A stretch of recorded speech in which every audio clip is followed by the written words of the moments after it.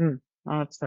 তাহলে লাস্ট লেকচারে আমরা দেখছিলাম যে আণবিক চুম্বকত্বের ক্ষেত্রে কিভাবে একটা মানে অচুম্বক পদার্থ চুম্বকে পরিণত হচ্ছে বা ওর ভিতরে চুম্বকত্ব সৃষ্টি হচ্ছে, তাই না? যেমন ধরে নাও আমরা শুরুতে ধরে নিয়েছিলাম যে একটা পদার্থের মধ্যে ম্যাগনেটিক ডাইপোল গুলো র্যান্ডমলি ওরিয়েন্টেড থাকে। তো যখন বাইরে থেকে যখন আমরা একটা ম্যাগনেটিক ফিল্ড দিই তখন ওই দিক বরাবর সবগুলো মোমেন্ট তৈরি হয়, এই দিক বরাবর, যে দিক বরাবর আমরা ফিল্ডটা দিছিলাম। তো তখন কি হয়, এর ভিতরে একটা ইন্টারনাল ম্যাগনেটিক ফিল্ড তৈরি হয়, ঠিক আছে? তো টোটালটা মিলে একটা বাইরে থেকে যেটা দিছো এক্সটার্নাল আর একটা ভিতরে যেটা তৈরি হচ্ছে সেটা, এই দুটো মিলে একটা ম্যাগনেটিক ফিল্ড তৈরি হয়। তো এইটা ছিল কাহিনী আর কি পুরোটা, ঠিক আছে? তো এইটা আর কি রিক্যাপ করা হলো। তো এখন এইটা নিয়ে, এই ছোট কনসেপ্টটা নিয়ে আমাদের কিছু রাশি এক্সট্রা চলে আসবে। ওগুলো হচ্ছে একটু মনে রাখতে হবে আর কি। ওগুলো কতে আসবে, ক্ষতে আসবে, এমসিকিউতে আসবে, ঠিক আছে? তাহলে আমি কিছু এখন নাম দিই। তাহলে আমরা এখানে বাইরে এক্সটার্নাল দিছিলাম, এখানে ইন্টারনাল তৈরি হয়েছিল। তাহলে এইটার নাম দিয়ে হচ্ছে আমরা আবিষ্ট চুম্বক। তাহলে আমরা জিনিসগুলো আসলে পার্থক্য করতে পারবো। এই যে যেটা তৈরি হলো এটাকে আমরা বলতেছি আবিষ্ট চুম্বক। বলা যায় না? বলাই তো যায়। চুম্বক মানে কি? তার মধ্যে ফিল্ড, মানে এমন কিছু যেটা ম্যাগনেটিক ফিল্ড তৈরি করতে পারতেছে ওটাই তো চুম্বক। তাহলে আমরা এটাকেও আবিষ্ট চুম্বক, ধরুন এটা শুরুতে একটা লোহার টুকরা ছিল,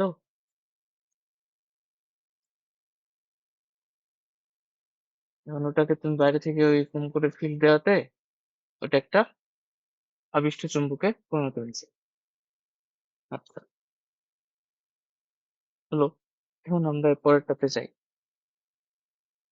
ওকে, তাহলে এখানে একটা আমরা রিলেশন স্থাপন করব। এই রিলেশন আমরা, বলো।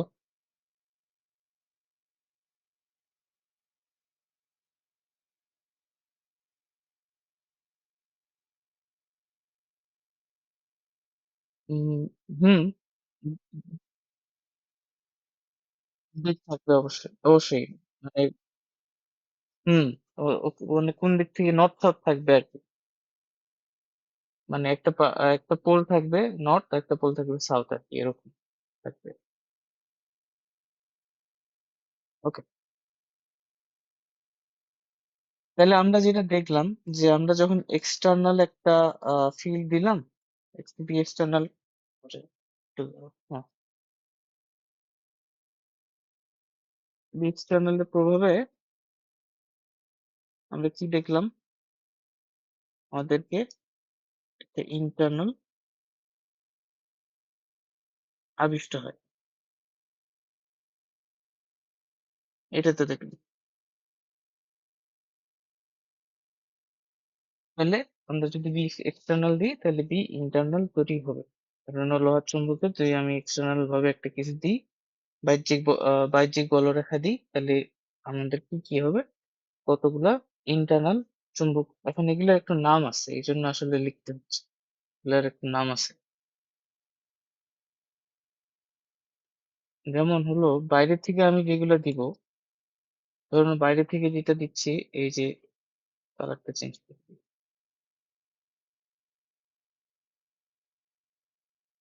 বাইরে থেকে এরকম ভাবে আমি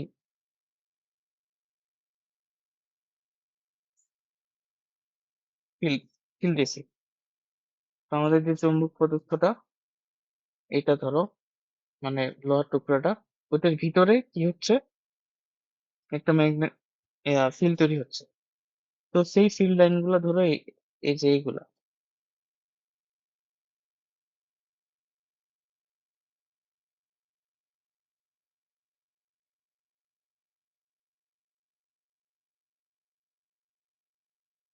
হুম, হুম,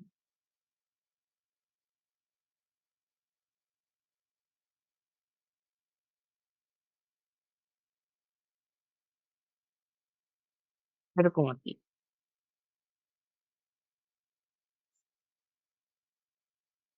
তো বাইরে থেকে আমি হলো ধরে নাও বি এক্সটার্নালটা ইকুয়ালটা আমি যদি বি নট ধরি, ধরো ওইটা প্রয়োগ করাতে এখানে এই যে এখানে একটা ইন্টারনাল ম্যাগনেটিক ফিল্ড তৈরি হলো। তো এইগুলোকে আমি বলতেছি চুম্বকন রেখা। মানে যেই রেখাগুলা চুম্বকন বলতে বুঝছো তো, মানে ম্যাগনেটাইজড করা হয়েছে, ম্যাগনেটাইজড আর কি রেখা আর কি বলতে পারো। আর এগুলো হচ্ছে আমাদের কি বাহ্যিক বলরেখা।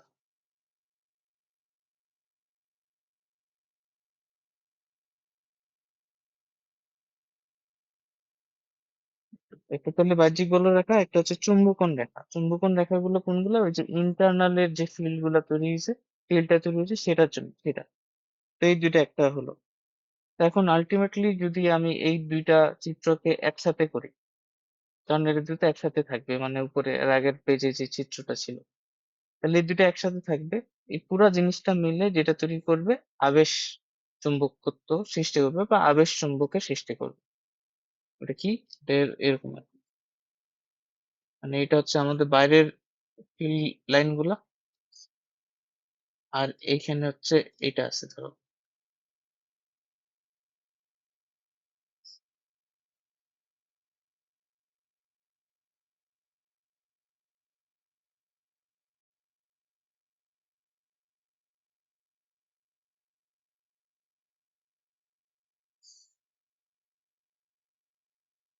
এরকম এই এই দুইটা মিলে, এই দুইটা চিত্র মিলে এই নিচে একটা তৈরি করতেছে। ঠিক আছে, এইটা হচ্ছে। তো এখন আমরা এই অনুযায়ী এটা লিখতে পারি কিনা দেখো তো, যে বি নেট, টোটাল যে বি নেট, এটা দুইটা জিনিসের জন্য, একটা এক্সটার্নাল এর জন্য, আর আরেকটা হলো এই যে ভিতরে চুম্বকন রেখাগুলো যে তৈরি হচ্ছে সেটার জন্য, অর্থাৎ বি ইন্টার্নাল। এইটা আমরা বলতে পারি। তো এখন এগুলো আমরা একটু নাম দেবো নতুন। বি এক্সটার্নাল মানে বইয়ে যেভাবে আছে, বি এক্সটার্নালটা আমরা বলতেছি বি নট। ঠিক আছে, বাইরে থেকে যেটা দেওয়া হয়েছে। আর বি ইন্টারনাল যেটা তৈরি হয়েছে এটাকে আমরা বলতেছি বি এম। তাহলে এইটা আসবে বি নেট, এটা সমান। আর এইটাকে বলা হচ্ছে চুম্বক আবেশ। এই বি নেটটাকে বলা হয় চুম্বক আবেশ। ঠিক আছে। আর যদি বলে চুম্বক আবেশ রেখা কাকে বলে, তাহলে সেটা বলতে হবে বাহ্যিক এবং চুম্বক রেখাগুলো একত্রিত মিলে চুম্বক আবেশ রেখা তৈরি করে। তো বাহ্যিক বলরেখা এবং এই যে চুম্বকন রেখাগুলো, এগুলো মিলে চুম্বক আবেশ বলরেখা তৈরি করে। মানে যদি এরকম একটা টার্ম আমাদেরকে বলে পরীক্ষা,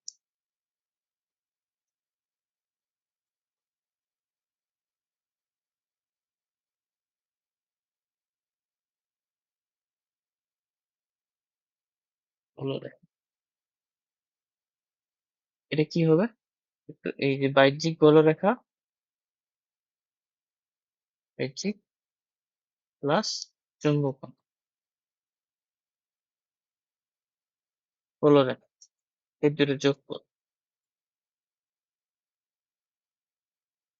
হ্যাঁ, এটা আমরা পড়বো একটু পরেই। চুম্বক আবেশ মানে একটা সংজ্ঞা, অফিসিয়াল যে সংজ্ঞাটা আছে ওটা দিয়ে দেখবো, এটাকে বলে ম্যাগনেটিক ইন্ডাকশন। তো এখন জিনিসটা ক্লিয়ার হবে যখন ওই সংখ্যাটা পড়বো। এই যেহেতু জিনিসটা দেখছো, তখন বুঝতে পারবে সহজে। আচ্ছা, এরপরে আমাদের আরেকটা রাশির সাথে পরিচয় হইতে হবে এই রিলেটেডই, সেটাকে আমরা বলবো চুম্বকায়ন মাত্রা। ঠিক আছে, চুম্বকায়ন মাত্রা ওই জিনিসটা কি? চুম্বকায়ন মাত্রা হলো এরকম যে, এইটা ধরে নাও আমাদের লোহার টুকরাটা,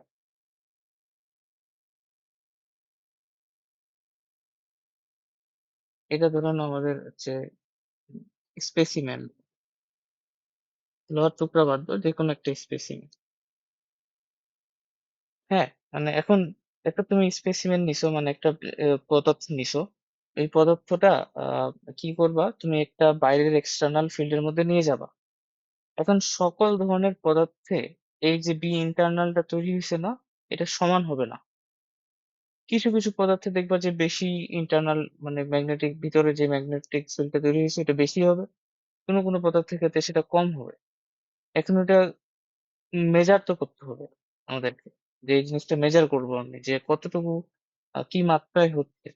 ঠিক আছে, তাহলে ধরো না তোমাকে যদি বলে তখন যে এই দুইটা চুম্বক পদার্থ দিছে, এটা চুম্বকায়ন মাত্রা এত আর এটা চুম্বকায়ন মাত্রা এত, তার মানে এটা বোঝাচ্ছে যে এইটাকে যদি এই ফিল্ডের মধ্যে নিয়ে যায় তাহলে এটা এইভাবে এতটুকু ফিল্ডে তৈরি করবে, এটা এতটুকু ফিল্ডে, মানে আমরা তুলনা করতে পারবো তখন আর কি, যে কোন কোন একটা ফিল্ডের মধ্যে নিয়ে গেলে কারটার মধ্যে বেশি ইন্টারনাল ফিল্ড তৈরি হবে।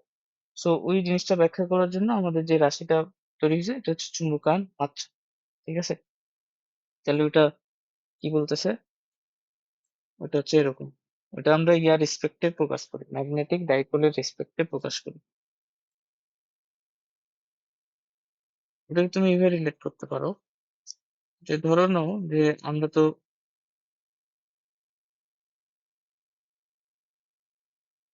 কি দেখছিলাম, যে বি এক্সটার্নাল যদি প্রয়োগ করি তাহলে কি তৈরি হবে, বি ইন্টারনাল তৈরি হবে।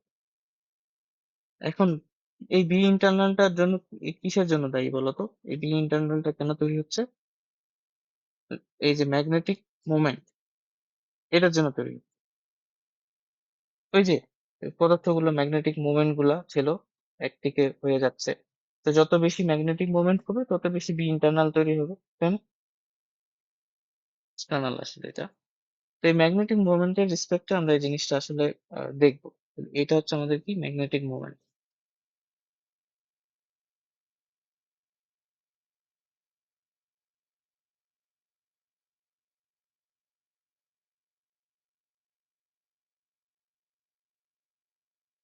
তো ধরে নাও যে এই স্পেসিমেনটার আয়তন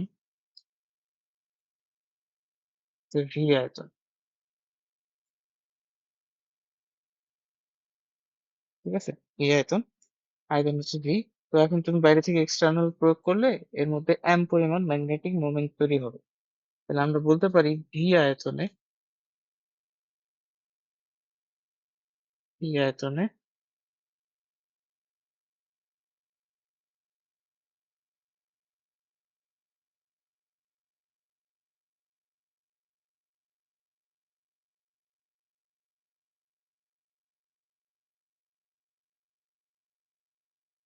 আবিষ্ট চৌম্বক ভ্রামক হলো এম, তো ভেক্টর রাশি। তাহলে একক আয়তনে আবিষ্ট চৌম্বক ভ্রামক কত হবে, এম ভাগ ভি। তো এই যে এম ভাগ ভি, এই যে এটাকে আমরা বলবো চুম্বকায়ন মাত্রা।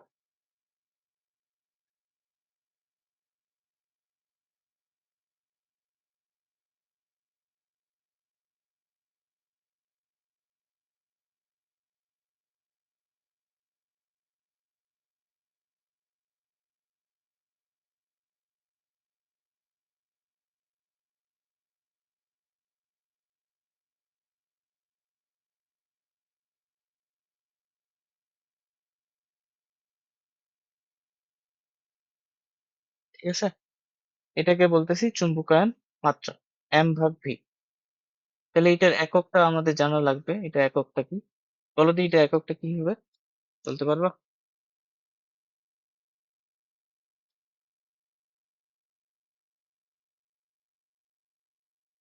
হুম,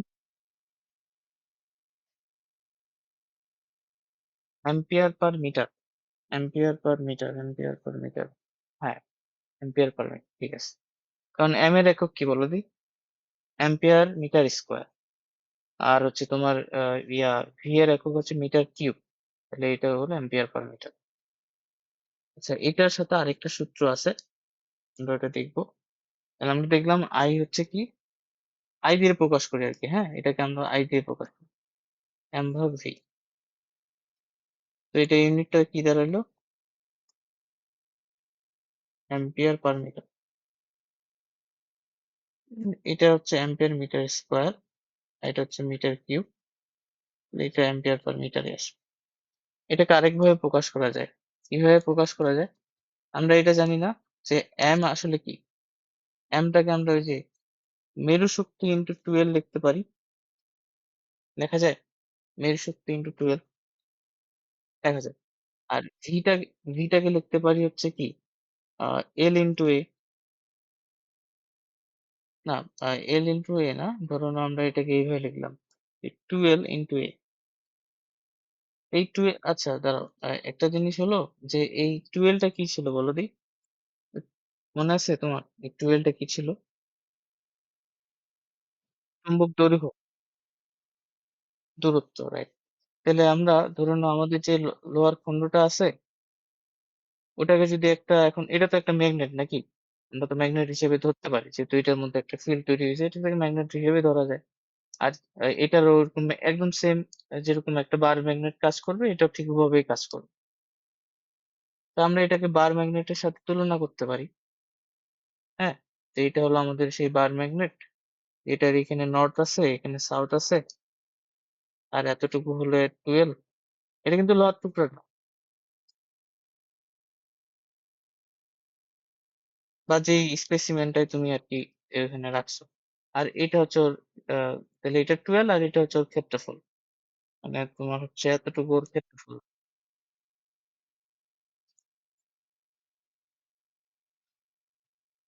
মানে জ্যামিতিক দৈর্ঘ্য, জ্যামিতিক দৈর্ঘ্য, হ্যাঁ। হুম। না না, ওটাও কাজে লাগে না, ওটা জাস্ট ইয়ার ক্ষেত্রে।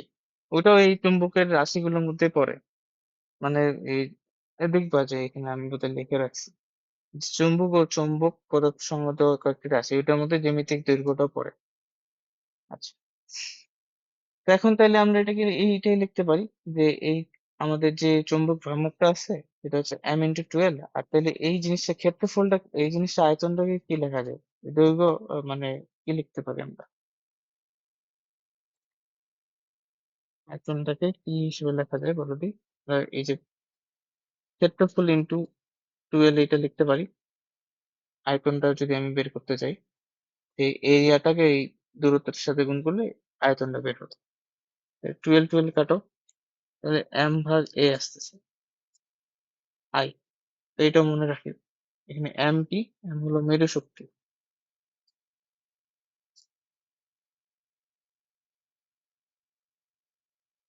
আর এটা হলো ক্ষেত্রফল, এরিয়া।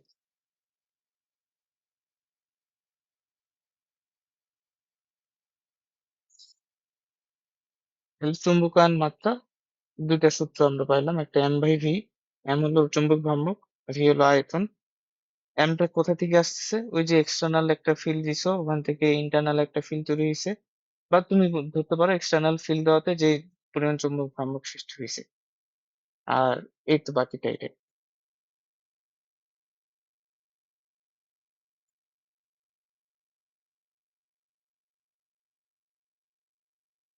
এরপরে আরো একটু কাজ করবো আমরা।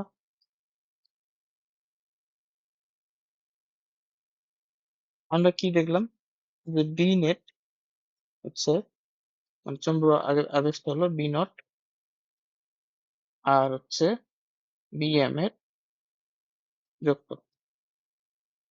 ঠিক আছে? আচ্ছা, এখন এই যে বি নট, বি এমটা যেটা দেখতেছো, এর নাম আমরা সমানুপাতিক বলতে পারি আই এর। মানে হলো চুম্বক ইয়া যত বেশি হবে, মানে কি বলে, উম, চুম্বকায়ন মাত্রা যত বেশি হবে তত বেশি বিএম থাকবে। এটা তো বুঝতেছো, রিলেট করা যায়? এটা তো বোঝা যাচ্ছে নাকি? হুম। মানে চুম্বকায়ন মাত্রা, দেখো এটা বোঝা তো যাচ্ছে নাকি, চুম্বকায়ন মাত্রা যত বেশি হবে তোমার, তত বেশি তোমার ফিল্ড তৈরি হবে, ম্যাগনেটিক ফ্লাক্স তৈরি হবে। আই এর মান যত বেশি, তত বেশি বিএম বলতে পারি তো। তাহলে আমরা এটা লিখতে পারি না যে বিএম, এখন এইখান থেকে যদি আমি এই সমানুপাতিক চিহ্নটা উঠাই দিই, তাহলে আমাকে একটা সমানুধ্রুবক বসাতে হবে। এটা আসলে আমাদের মিউ, মিউটা মনে আছে কি এটা? মিউ নট, সরি, ধন্যবাদ। মিউ নটটা কি বলো দি, মনে আছে?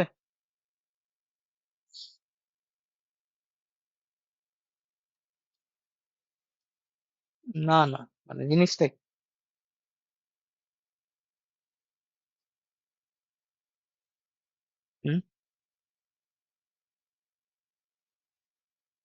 চৌম্বক প্রবেশ্যতা।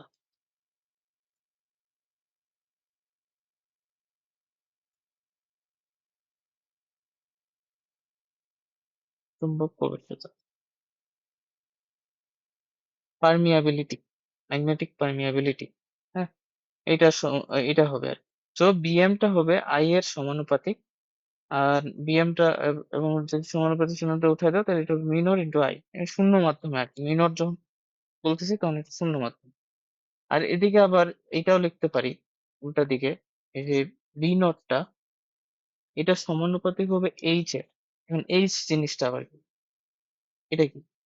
এইচটাকে বলি আমরা চৌম্বক তীব্রতা।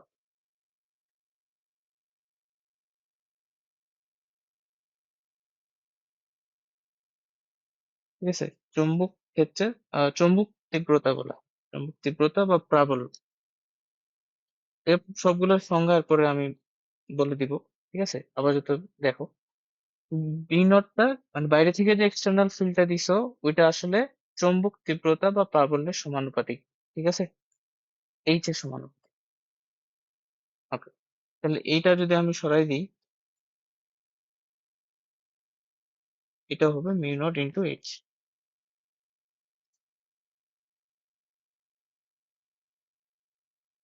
ঠিক আছে, তাহলে ভিতরেরটার জন্য আমাদের দায়ী হচ্ছে চৌম্বকায়ন মাত্রা আই। আর বাইরেরটার জন্য আমরা ইয়ার নিয়ে আসলাম কি তীব্রতা, চৌম্বক তীব্রতা বা চৌম্বক প্রাবল্য। ঠিক আছে, তো এখন এই দুটো যদি অ্যাড করে দিই, যে নতুন যে টার্ম আমরা পাইছি, তাহলে আমরা একটা নতুন সূত্র পাবো। এটা হচ্ছে এরকম দেখতে, বি নেট হচ্ছে কিসের সমান হবে তাহলে? বি নট এর জায়গায় কি হবে? Mu naught into H. আর বি এম এর জায়গায় কি হবে? Mu naught into I. তাহলে মিউ নটটা যদি কমন নিই তাহলে এইচ,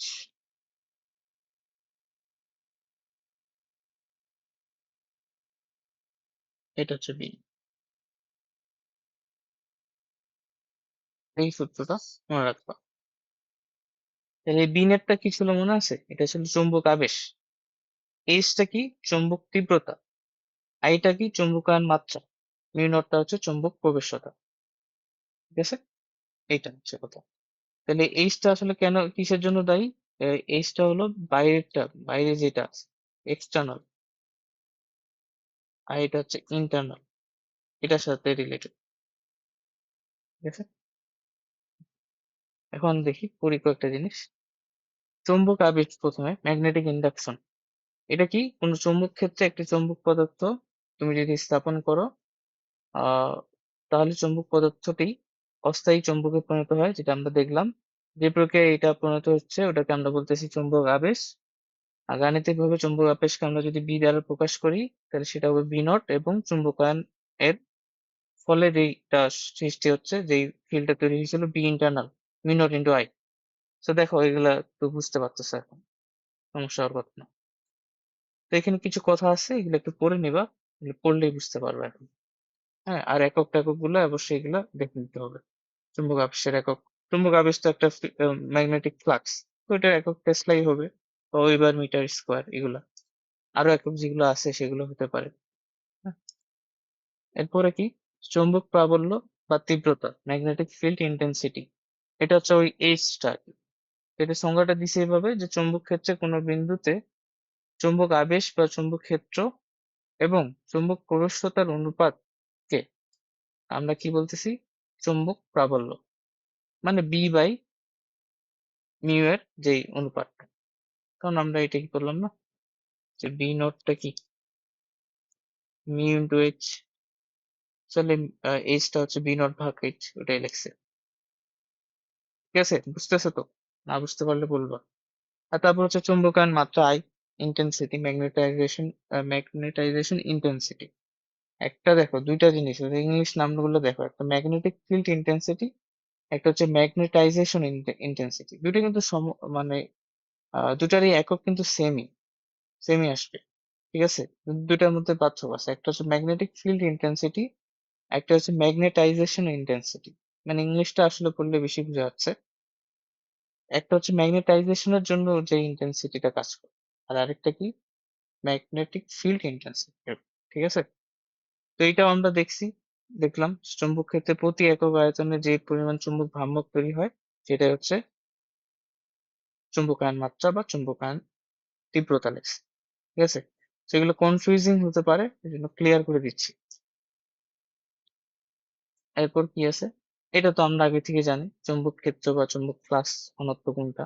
ওই যে বিটা, যেটা আমরা বের করি, চুম্বক ফ্লাক্স বা চুম্বক ক্ষেত্রের ঘনত্ব, এটা পড়ে নিও।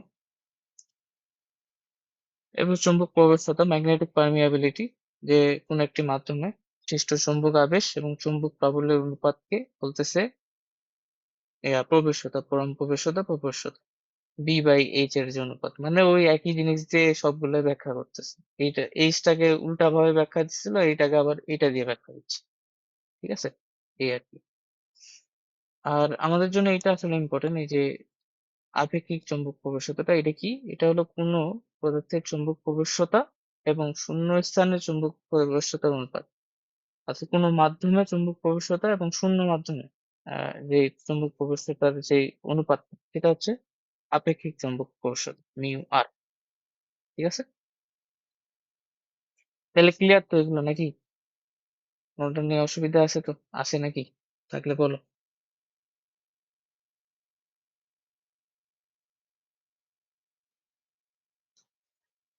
এরপর আমাদের এইটা একটু পড়তে হবে। কোন চৌম্বক পদার্থের আপেক্ষিক চৌম্বক প্রবেশ্যতা মিউ আর এবং চৌম্বক গ্রহিতার জাই এর মধ্যে সম্পর্ক। মানে চৌম্বক গ্রহিতার, চৌম্বক গ্রহিতা জিনিসটা কি? এটা কি আমি এখানে অ্যাড করিনি? করা হয়নি, তাহলে এটা আগে অ্যাড করে নি, দাঁড়াও। চৌম্বক গ্রহিতা, চৌম্বক গ্রহিতা, হ্যাঁ।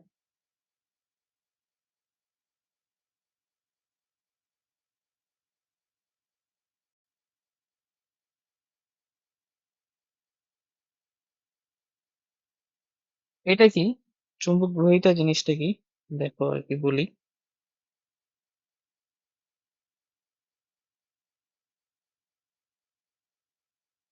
এটার ইংরেজিটা কি দিছে? হ্যাঁ, ইংরেজিটা দিছে। এটা আরো নাম আছে, সবগুলো নাম দেয়নি। আরেকটা বোধহয় কোথায় জানি দেখলাম।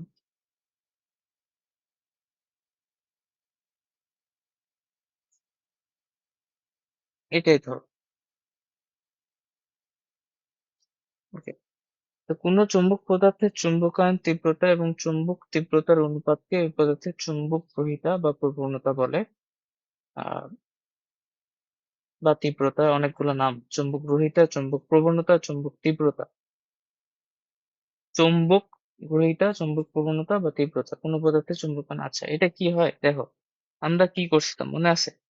আমরা করছিলাম কিরকম, যে আমরা দেখছিলাম যে এক্সটার্নাল যদি আমি ফিল্ড দিই, তাহলে আমাদের কি হচ্ছিল, ইন্টারনাল একটা ফিল্ড তৈরি হচ্ছিল, অর্থাৎ বি এক্সটার্নাল এর জন্য বি ইন্টারনাল তৈরি হচ্ছিল, তাই না? তখন আমরা এটাকে চিন্তা করি যে বি ইন্টারনালটার জন্য দায়ী কে? আই, চুম্বকায়ন মাত্রা। আর বি এক্সটার্নালটার জন্য দায়ী কে? H, magnetic field intensity. তো আমরা এই জিনিসটা তো লিখতেই পারি, এই যে আমাদের আইটা, এটা সমানুপাতিক হচ্ছে এইচ এর। অর্থাৎ যত বেশি ম্যাগনেটিক ফিল্ড ইন্টেন্সিটি থাকবে বি এক্সটার্নালে, তত বেশি বি ইন্টারনালে আই তৈরি হবে। এটা কি বলা যায়? বলা যায় অবশ্যই।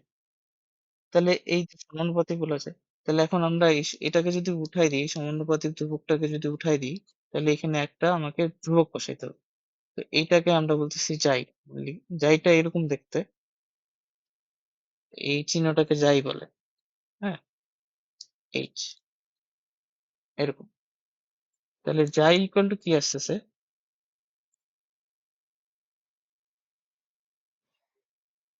এক্স না, এটা এইভাবে লেখে আর কি, যদিও এক্স এর মতো বোঝাচ্ছে।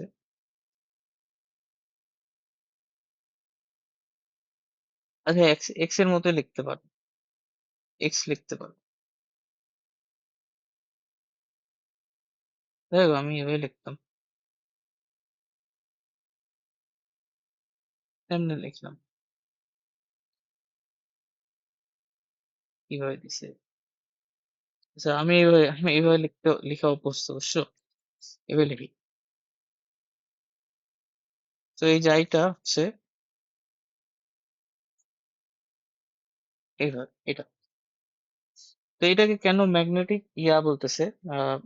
ঘড়িটা সাসেপ্টিবিলিটি, ম্যাগনেটিক সাসেপ্টিবিলিটি নাম, ইংরেজি নামটাও কঠিন। আচ্ছা, চুম্বক গ্রহিতা কেন বলতেছে? ধরুন এই জায়ের মান যদি বেশি হয়, জায়ের মান বেশি মানে কি? জায়ের মান বেশি মানে হওয়ার অর্থ হলো যে ওই যে পদার্থটা ওটা বেশি পরিমাণ আই এর, ধরে নাও যে এইচটা যদি তুমি ফিক্স রাখো, তাহলে জায়ের মান বেশি হওয়া মানে কি? আই এর মান বেশি হওয়া। তো একই সেম ইন্টেন্সিটি দিয়ে বেশি পরিমাণ চুম্বকায়ন মাত্রা পাচ্ছ। চুম্বকায়ন মাত্রাটা কি? যে একক আয়তন কি পরিমাণ চুম্বক ভ্রামক সৃষ্টি হচ্ছে। তো যাই বেশি হওয়া মানে কি? চুম্বকত্ব বেশি হওয়া। তো এই যাইটাকে এই জন্য বলা হয় চুম্বক গ্রহিতা বা চুম্বক প্রবণতা বা চুম্বক তীব্রতা। যে যাই যত বেশি হবে ওই পদার্থের চুম্বক গ্রহিতা বা চুম্বক হওয়ার প্রবণতাটা বেশি হবে। ঠিক আছে? তো এইটা ওইটার সাথে রিলেটেড। এবং এটাকে এখানে তো যাই দ্বারা প্রকাশ করছে, তোমার সেলুসারের বইয়ে এটাকে ওই কে দ্বারা প্রকাশ করছে, কাপ্পা।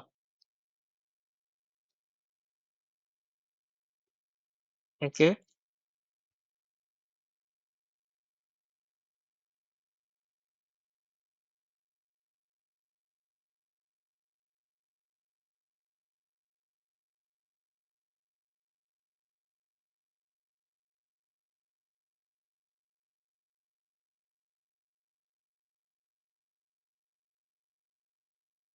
তো যদি কোথাও কে ইউজ করে তাহলে বুঝে নিবা এটা আসলে যাই।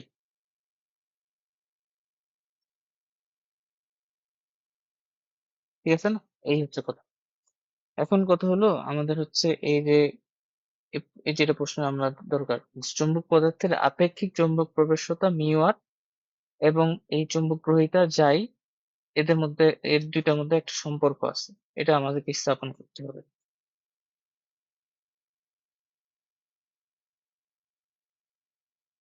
করি। আচ্ছা, তো আমরা কি দেখলাম?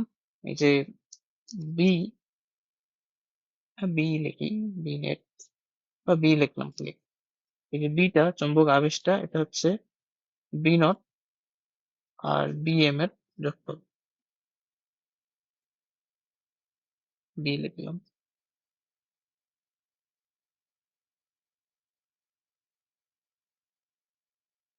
বি নট এটাকে একবারে লিখি, এটা আমরা এটা লিখলাম বি নট আই,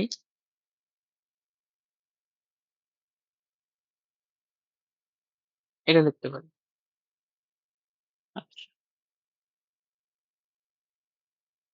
তো আমার ইচ্ছা হলো কি আমি এইচ দ্বারা এই পুরা সমীকরণটাকে ভাগ করে দিব। তাহলে কি হবে? এটা বি ভাগ এইচ, এটা হবে মিউ নট ভাগ এইচ,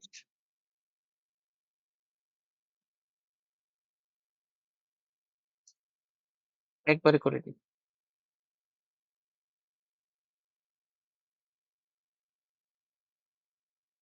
এটা আসবে ওয়ান। এখন বি বাই এইচ এটা কি? এটা আসলে মিউ আর, এটা হচ্ছে mu naught. I by H এটা হচ্ছে যাই, যোগ ওয়ান।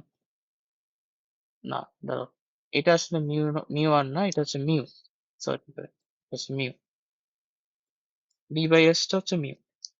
তো মিউ বাই মিউ নট যদি করি,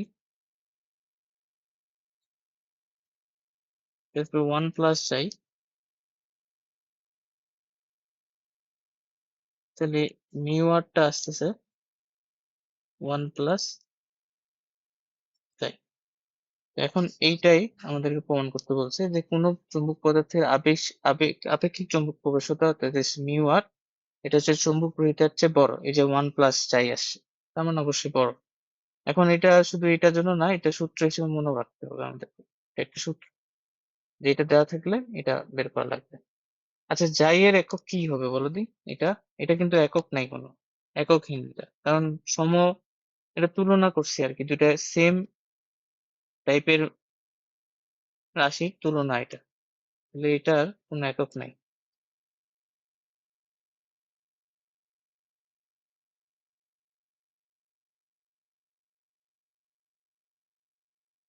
একক না এটা। ঠিক আছে? এই হচ্ছে কথা। মিউ বলো তো এটার একক আছে কি? এটার একক পাবা তুমি? এটারও কিন্তু একক নাই। শুধু মান, অনুপাত। কারণ এটা হচ্ছে আসলে মিউ আর মিউ নট এর অনুপাত। আচ্ছা, এইটা হলো। তাহলে আমরা মোটামুটি এই জিনিসগুলো কভার করে ফেলছি। তো কিছু অঙ্ক বোধহয় আছে। দেখো, প্রথমটা কি বলে এটা? যে এত প্রস্থচ্ছেদের ক্ষেত্রফল বিশিষ্ট একখণ্ড বিশিষ্ট ইস্পাত চুম্বকায়ন করার জন্য একটা চুম্বক ভিত্তি স্থাপন করা হলো। আচ্ছা, চুম্বক ক্ষেত্রে পাওয়ালের মান যথাবিধি হ্যান ত্যান, কিন্তু চুম্বকায়ন মাত্রা একটি। আচ্ছা, অত কিছু বুঝি না। এখানে কি কি ইনফরমেশন দেওয়া আছে ওইটা আগে মার্ক করো। এ দেওয়া আছে, এ দেওয়া আছে। তারপর হচ্ছে ইস্পাত খণ্ডটি এত মেরু শক্তি বিশিষ্ট, এম এর মান দেওয়া আছে। এখন তুমি বলে দিলে চুম্বকায়ন মাত্রা চাইছে এম, আই, আই চাইতেছে। তো সহজ না? আই ইকুয়াল টু আমরা একটু আগে পড়লাম না, যে আই হচ্ছে কি এম ভাগে, তো এটা করে দিলে হয়ে যাচ্ছে অ্যান্সার। ঠিক আছে? এখানে আরো কিছু হাবিজাবি বলছে, অত কিছু লাগবে না। এই আর কি এগুলো। তো এরকম টাইপের যতগুলো কয়েকটা ছোট ছোট পদের সূত্র আমরা দেখছি, এগুলো একটু লিখে নেবা। লিখে নিলে আহ,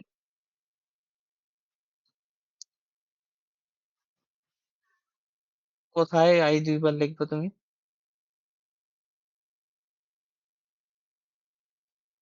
হ্যাঁ, অবশ্যই। আই আরো আসবে সামনে।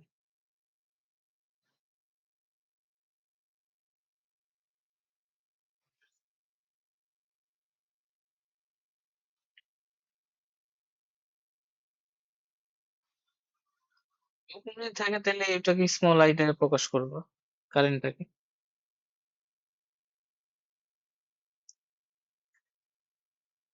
উম আচ্ছা, তাহলে এটা হলো। এখন লাস্ট আর কিছু পড়াশোনা আছে। লাস্ট পড়াশোনা হলো যে আমাদের এই যে যা কিছু পড়লাম, এটার উপর ভিত্তি করে আমাদের পদার্থগুলোকে 5টা শ্রেণীতে আমরা ভাগ করতে পারি। 5টা শ্রেণীতে ভাগ করা যায়।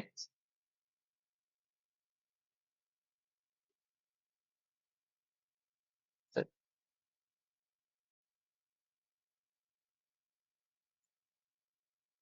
প্যারাচুম্বকত্ব, ডায়াচুম্বকত্ব বা প্যারাচুম্বক পদার্থ, ডায়াচুম্বক পদার্থ, ফেরোচুম্বক পদার্থ, ফেরিচুম্বক পদার্থ এবং প্রতিফেরো চুম্বকত্ব বা প্রতিফেরো চুম্বক পদার্থ। এগুলা তোমাকে অবশ্যই বইটা খুলে রিডিং করতে হবে। এগুলা ধরনের প্যারাচুম্বক পদার্থ কোনগুলা, একটু উদাহরণগুলো দেখা লাগবে। ডায়াচুম্বক পদার্থ কোনগুলো, উদাহরণগুলো দেওয়া লাগবে। এবং এগুলা ধর্ম আছে। প্যারাচুম্বক পদার্থগুলো ধর্মগুলো কি কি, ডায়াচুম্বক পদার্থের ধর্মগুলো কি কি, ফেরোচুম্বক পদার্থের ধর্মগুলো কি কি, এগুলো পড়া লাগবে। ঠিক আছে? তো এই যে এই এই দুইটা শুধু নামই আছে সম্ভবত, এই যে দুটা, এগুলোর ডিটেলস আছে। এগুলো কি কি পড়া লাগবে? এগুলো হচ্ছে ডেফিনেশন, তারপর হচ্ছে এগুলো হলো এক্সাম্পল, এক্সাম্পল, তারপর হলো এগুলোর হচ্ছে প্রপার্টি, প্রপার্টি, এগুলো পড়া লাগবে। এগুলো পরীক্ষায় আসবে। আমি পার্থক্যটা করে দিই, মানে বেসিক যে পার্থক্য আছে এটা বুঝবা কিভাবে, ডায়াচুম্বক কোনটা, প্যারাচুম্বক কোনটা, প্যারাচুম্বক কোনটা। তা কোনটা দিয়ে বোঝাবো, কিভাবে বোঝানো যাইতে পারে, কোনো একটা এটা নিলেই তো হয়ে যাবে। তো প্রথমে আমি এমনি বলি জিনিসগুলোর মধ্যে কি পার্থক্য আছে। ডায়াচুম্বক পদার্থ যেটা আছে, তুমি প্রথমে ডায়াচুম্বক পদার্থ দিয়ে পড়ে সংজ্ঞাটা নিয়ে আগে। ধরো, ডায়া মানে হচ্ছে, এগুলোর ক্ষেত্রে কি হয়, এটা নিয়ে পুরোটাই নেওয়া যাইতে পারে।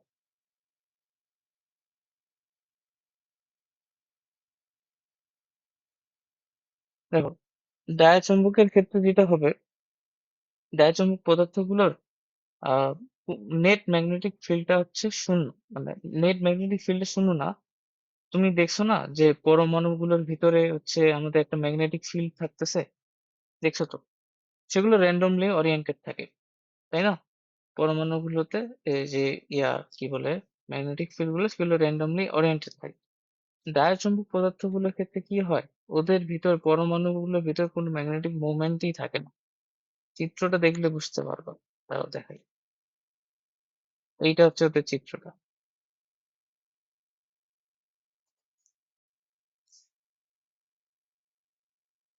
ঠিক আছে, এটা হচ্ছে চিত্র যে নর্মালি এগুলো হচ্ছে এক একটা পরমাণু ম্যাগনেটিক মোমেন্ট থাকতে পদার্থে আমরা দেখলাম যেটা এরকম করে র্যান্ডমলি ওরিয়েন্টেড থাকতো। কিন্তু এদের ক্ষেত্রে কি হয়, পরমাণু একটা পরমাণু ডাইপোল শূন্য হয়। কেন ডাইপোল শূন্য হয়? যে ধরে নাও যে একটা কথা চিন্তা করো, মানে এরকম হয় যে একটা পরমাণুতে কেন ম্যাগনেটিক ডাইপোলের সৃষ্টি হয় বলতো? কারণ হচ্ছে যে ধরে নাও ওখানে যতগুলো ইলেকট্রন আছে, মানে এই যে তুমি তো বোধহয় কেমিস্ট্রিতে পড়ছো যে এই পরমাণু অক্সিজেন প্যারাচুম্বকীয় কিনা বা অক্সিজেন বায়ুচুম্বকীয় না, কোনটা হবে আর কি, এরকম আর কি। তো আমি যেটা বলতে চাচ্ছি কি, যে কি হয় যে যে সকল পরমাণুতে হচ্ছে ইলেকট্রন গুলো জড়ায় থাকে সেগুলোর ক্ষেত্রে নেট ম্যাগনেটিক মোমেন্ট শূন্য হয়। কারণ আমরা জানি ইলেকট্রন গুলো বিপরীত স্পিনে একটা অরবিটালে থাকে। ফলে একটা ইলেকট্রন যেদিকে ঘুরবে আরেকটা ইলেকট্রন তার উল্টা দিকে ঘুরবে। ফলে নেট যে ম্যাগনেটিক মোমেন্টটা পাওয়া যাবে সেটা শূন্য। এই জন্য আমরা বলি যে যে মানে পেয়ার্ড ইলেকট্রনের জন্য ম্যাগনেটিক ডাইপোল শূন্য পাওয়া যায়। কিন্তু যদি কোনো কোথাও আনপেয়ার্ড ইলেকট্রন থাকে, অর্থাৎ যে কোনো একটা ইলেকট্রন থাকে কোনো একটা অরবিটালে, তখন সেক্ষেত্রে আমরা ওখানে চুম্বকত্বের সৃষ্টি দেখতে পাবো, কারণ ওখানে ডাইপোল থাকে। ঠিক আছে? আর ডাইপোল থাকলে তো ওটা বাইরের ইলেকট্রিক ফিল্ড দ্বারা আকর্ষিত হবে। তো এটাই বলা হচ্ছে যে ম্যাগনেটিক ডায়াচম্বক পদার্থগুলোর ক্ষেত্রে পরমাণু অ্যাটমিক যে ডাইপোল মোমেন্টটা সেটা শূন্য হয়, ফলে কোনো ডাইপোল থাকে না। তো এখন যদি ডাইপোল না থাকে, বাইরে থেকে তুমি যদি এক্সটার্নাল একটা ফিল্ড দাও, বাইরে থেকে এক্সটার্নাল ফিল্ড দাও, তাহলে অবশ্যই ওগুলোর মধ্যে কোনো মানে বাইরে ওগুলোর মধ্যে তো কোনো ইয়াই নেই, মানে ডাইপোলই নাই, তাহলে ভিতরে ডাইপোল কিন্তু সৃষ্টি হবে না। তাও অল্প মাত্রায় অল্প মাত্রায় সৃষ্টি হবে ডাইপোল ভিতরে, মানে খুবই জোর জবরদস্ত ভাবে। এবং সেগুলো সৃষ্টি হবে আবার কোন দিকে, যেদিকে ম্যাগনেটিক মোমেন্টটা দিছো, মানে এক্সটার্নাল ফিল্ডটা দিছো তার উল্টা দিকে। এই যে চিত্রে দেখা যাচ্ছে ম্যাগনেটিক মোমেন্টটা এইদিকে দেওয়া হয়েছে, কিন্তু ডাইপোল গুলো দেখো দি কোথায় সৃষ্টি হয়েছে, উল্টা দিকে। এই যে উল্টা দিকে তৈরি হয়েছে। তুমি এইদিকে দিছো, কিন্তু ডাইপোল গুলো কি হচ্ছে, উল্টা দিকে সৃষ্টি হচ্ছে। এবং এগুলো খুব কম মাত্রায় হবে, উইকলি রিপেলড হবে আর কি, উইকলি। তো এখন এই জন্য কি হয়, ডায়াচম্বক পদার্থগুলো তুমি যদি বাইরের ম্যাগনেটিক ফিল্ডের মধ্যে নিয়ে আসো, ওগুলো আসলে আকর্ষণ তো করবে না, উল্টা কি করবে, বিকর্ষণ করবে, যদি যদি নিয়ে আসতে পারো। ঠিক আছে, এই জন্য কিছু কিছু পদার্থ আহ কি করে, বিকর্ষিত হয় ম্যাগনেটিক ফিল্ড দ্বারা। বুঝাতে পারছি? এইটা হচ্ছে ম্যাগনেটিজমের বেসিক আর কি। এরপর যখন তুমি এই চৌম্বক ক্ষেত্রটা সরাই নিবা, এখান থেকে সরাই নিবা, তখন আবার যেগুলো অল্প অল্প তৈরি হয়েছিল, ওগুলো আবার ম্যাগনেটিক ডাইপোল গুলো ওগুলো আবার আগের অবস্থায় ফিরে যাবে, অর্থাৎ নেট আবার শূন্য হয়ে যাবে। ঠিক আছে, এইটা হচ্ছে ডাইম্যাগনেটিক পদার্থগুলো ধর্ম। বুঝাইতে পারছি কোথায়? এখন এই ধর্মগুলো আমি এই যে লিখে দিচ্ছি, মানে আছে এখানে, দেখো পড়ো, পড়ে বুঝতে পারো কিনা কোথায় আছে। এই সুন্দর, এটা এটা দিলেই বুঝতে পারবা, চিত্র আছে একটা।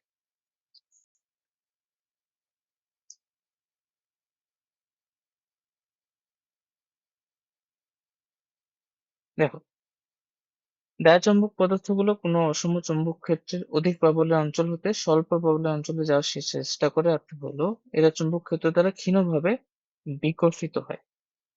অধিক অঞ্চল প্রাবল্য থেকে স্বল্প অঞ্চলের প্রাবল্যে যাওয়ার চেষ্টা করে, মানে ওদের ইয়াটা হবে উল্টা, ওটাই বুঝাইছে, মানে ওদের দিকটা হবে উল্টা।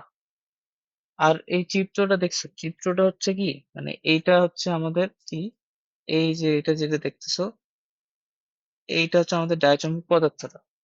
বাইরে থেকে যে ফিল্ড গুলা দিছিল না, এই যে রিপেল করতেছে আর কি, নাহলে কিন্তু ফিল্ড গুলো এরকম ভাবে সজা যেত।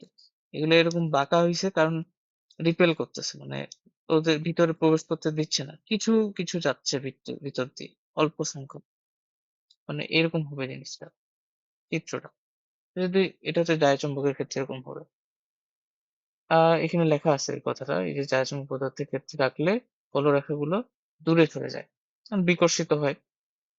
এরপর কি বলছে, যে কোনো ডায়াচুম্বক পদার্থের আবেশ বি প্রযুক্ত চুম্বক ক্ষেত্রের এই অপেক্ষা সামান্য কম হয়। আচ্ছা, হলো, এটা গেল। হুম। হুম। তো এখানে কিছু কথা লেখেনি, আমি একটু এভাবে লিখে দিচ্ছি।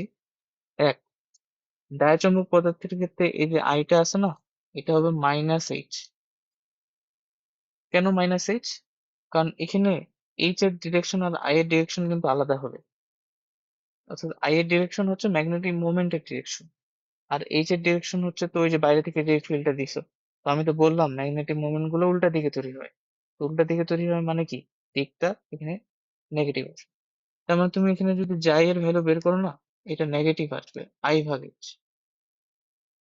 তো এখানে জাই এর ভ্যালুটা হবে নেগেটিভ। হুম। এবং এটা হবে অনেক ক্ষুদ্র, এই জাই এর ভ্যালুটা অনেক কম হবে। কেন কম হবে? কারণ খুব কুইকলি রিপেলড হবে এটা, এই জন্য বলতেছে, এই জন্য জাই এর ভ্যালু অনেক কম হবে এখানে।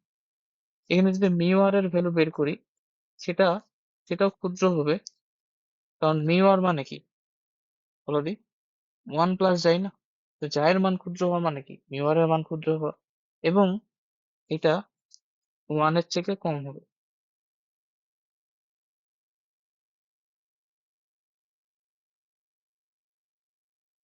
তো এই জিনিসগুলো পরীক্ষার খাতায় কিন্তু লিখতে হবে, ঠিক আছে? আর এখানে একটা প্রশ্ন করছে, ডায়াচম্বক পদার্থগুলোর মধ্যে মোমেন্ট থাকে না কেন?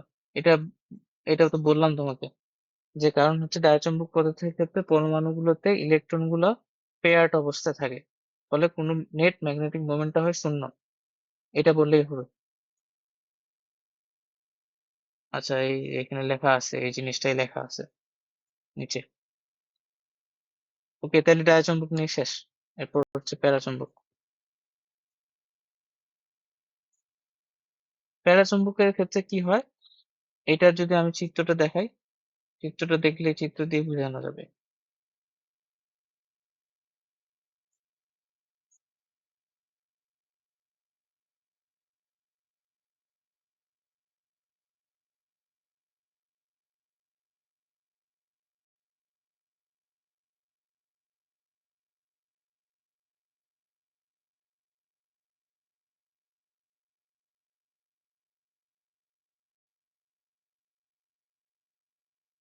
আচ্ছা, ডায়াচম্বকের ক্ষেত্রে কি হয়েছিল, বাইরের ফিল্ড দ্বারা আকর্ষিত হইতো না, বিকর্ষিত হইতো অল্প মাত্রায়।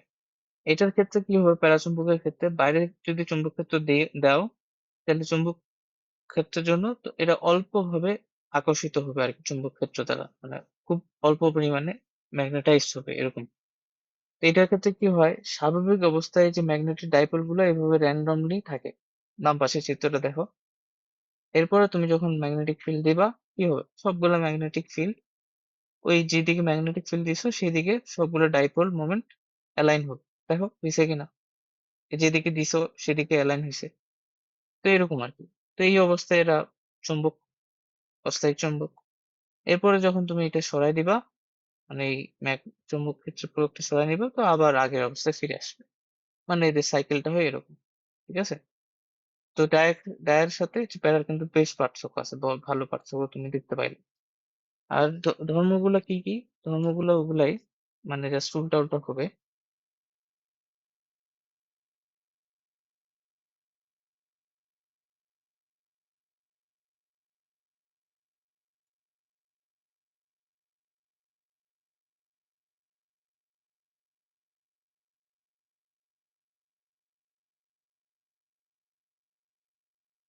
এগুলো হবে ওর ধর্ম। দেখো চিত্রটা দেখো, চিত্রটাতে এবার দেখছো, মানে ওই যে বাইরের ফিল্ড গুলা আকর্ষিত হইতেছে, মানে ওর দিকে যাচ্ছে, এই যে। এবং ওর ভিতর দিয়ে দেখবা যে এই যে বাহ্যিক বলরেখা গুলোর যে ঘনত্ব গুলো দেখো অনেক বেশি, ঠিক আছে, বা চুম্বকায়ন যে রেখাগুলো ওগুলো অনেক বেশি, মানে বেশি ঘনত্ব, মানে বেশি ঘন হয়ে আছে, কারণ এটা একদম আকর্ষিত হইতেছে যে এজন্য। আর বাকি আর কি, এগুলো এখানে পড়লে বুঝতে পারবা কি। নতুন করে যেটা বললে বুঝতে পারবে না সেটা হচ্ছে এটার ক্ষেত্রে যেটা হবে। এটার ক্ষেত্রে 1 নম্বরে যদি বলি, তোমার এই যে আইটা এটা সমানুপাতিক হবে এইচ এর, এটা তো বলছি। এবং এটা হবে পজিটিভ, মানে জায়ের মানটা তুমি যদি বের করো এটা হবে পজিটিভ। এবং এই জাইটা, এটা পজিটিভ হবে, এর আগে একটা নেগেটিভ ছিল, এবং এটা অনেক ক্ষুদ্র হবে এটার ক্ষেত্রেও, মানে অল্প মাত্রা আকর্ষিত হয় তো। এবং মিউ আর এর ভ্যালুটা এটাও ক্ষুদ্র হবে, কিন্তু ও এটা ওয়ানের চেয়ে এবার বড় হবে, কারণ মিউ আর হচ্ছে 1 প্লাস জাই এর সমান। তো জাই এর মানটা ক্ষুদ্র কিন্তু পজিটিভ, তো মিউ আর এর মান কিন্তু একের চেয়ে অল্প একটু বড় হবে। ঠিক আছে, এই জিনিসগুলো লিখতে পারলে হইলো। বাকি এখানে যেগুলো এক্সট্রা কথা আছে ওগুলো একটু এই যে লেখা আছে প্যারাচুম্বক পদার্থের প্রবেশতা মিউ, এটা একের চেয়ে সামান্য বেশি হবে। এটা আপেক্ষিক প্রবেশতা লেখা উচিত। ওকে, তাহলে এটা গেল। তো ফেরত চুম্বকটা দেখো।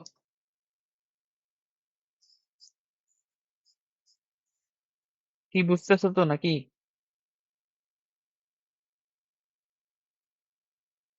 অর্ণব?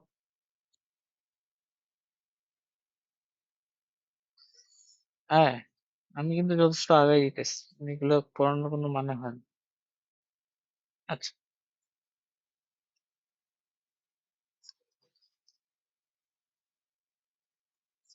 হ্যাঁ হ্যাঁ, এগুলো হ্যাঁ শর্ট কোশ্চেনে আসবে আর এগুলো ক্ষেত্রে আসবে। না বললে তো বুঝবা না জিনিসগুলো, কারণ জিনিসগুলো বুঝার আছে, নিজে পড়তে গেলে হয়তো কনফিউজ হয়ে যাবে। ফেরোচুম্বক পদার্থগুলো যেটা আছে, মানে এগুলোর ক্ষেত্রে কি হয়, মানে এরা বাইরের চুম্বক ক্ষেত্র দ্বারা একদম স্ট্রংলি আকর্ষিত হয়। হ্যাঁ, ওটা লেখা আছে, এ খুবই স্ট্রংলি আকর্ষিত হবে, মানে প্যারাচুম্বকের থেকে আরো বেশি। মানে ঠিক প্যারাচুম্বকের জিনিসগুলাই হবে, বাট এটার ক্ষেত্রে যেটা হবে একটু বেশি মাত্রায় হবে, এটুকুই পার্থক্য, বুঝছো? আর মানে গঠনগত দিক থেকে যদি বলি, সেটা হচ্ছে কি, যে প্যারাচুম্বকের ক্ষেত্রে যে ম্যাগনেটিক ডাইপোল গুলো ছিল ওগুলো র্যান্ডমলি ওরিয়েন্টেড ছিল পুরা এরিয়া জুড়ে। আর এইখানে ফেরোচুম্বক পদার্থগুলোর ক্ষেত্রে দেখা যাবে এই যে ডোমেইনের উপস্থিতি লক্ষ্য করা যাবে। মূলত আমরা ওই যে পড়ানোর সময় যে ডোমেইন তত্ত্ব পড়ানোর সময় যে চিত্রটা আঁকছিলাম, ওটা আসলে একটা ফেরোচুম্বক পদার্থ।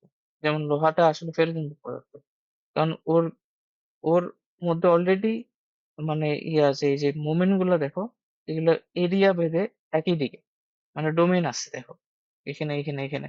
প্যারাচুম্বকের ক্ষেত্রে কোনো ডোমেইন, ফলে তুমি যখন এক্সট্রা একটা ফিল্ড দিবা, হ্যাঁ, তখন এটা ওই প্রত্যেকটা ডোমেনের যে ফিল্ড গুলো ওগুলো ফিল্ড লাইনের দিকে অ্যালাইন করবে আর কি।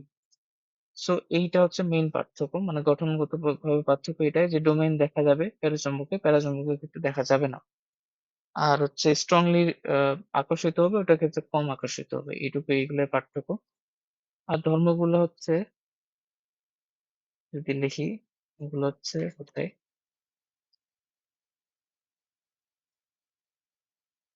হম, এইখান থেকে দিই, অনেকগুলো দেওয়া আছে এখানে।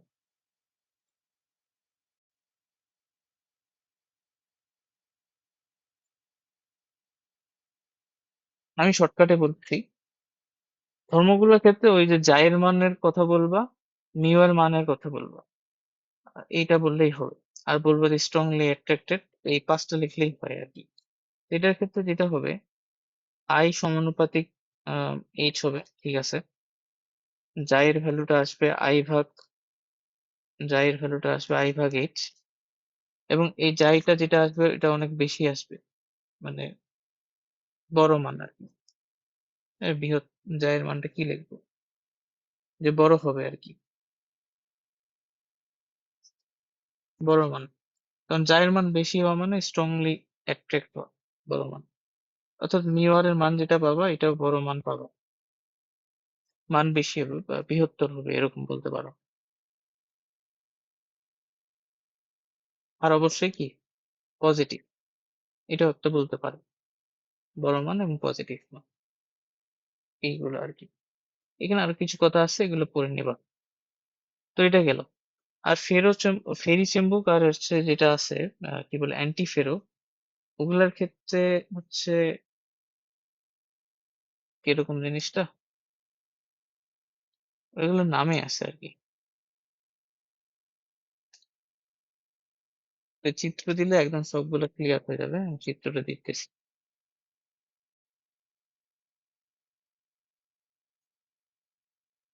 এই যে এখানে চিত্র সুন্দরভাবে দেওয়া আছে। পড়লেই বুঝতে পারবো। এই ৩ টা আমরা আলোচনা করলাম। এইটা আর এটা। অ্যান্টি ফেরো মানে প্রতিফেরো চুম্বক যেটা, ওটার ক্ষেত্রে যেটা বলা হয়েছে atoms have anti-parallel aligned magnetic moments. দেখো ম্যাগনেটিক মোমেন্ট গুলো এইভাবে আছে। অ্যান্টি প্যারালাল হয়ে আছে। randomly নাই, প্যারাতে যেরকম থাকে, ফেরোতে যেরকম থাকে ওভাবে নাই। এটা জাস্ট এইভাবে আছে, অ্যান্টি প্যারালাল হয়ে আছে। এইটার অ্যান্টি হলো এইটা, তার অ্যান্টি এইটা। এরকম হবে। আর ফেরি ম্যাগনেটিজমের ক্ষেত্রে হ্যাঁ, হ্যাঁ, জোড়ায়, জোড়ায় বলতে পারো। জোড়ায়, জোড়ায় থাকে। ফেরিম্যাগনেটিজমে কি আছে? atoms have mixed parallel and anti-parallel aligned magnetic moments. Mixed parallel আর অ্যান্টি প্যারালাল বলছে। মানে এই লাইনটা দেখো সবাই একই দিকে, এই লাইনে আবার উল্টাপুল্টি, এই লাইনে আবার সবাই একদিকে, এরকম আর কি।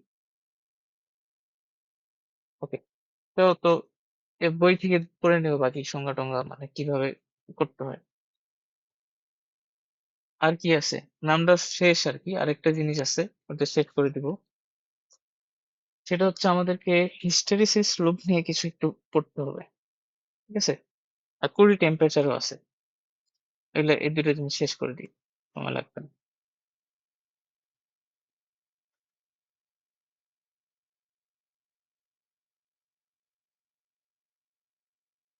ওকে, কুড়ি টেম্পারেচার নিয়ে বলবো।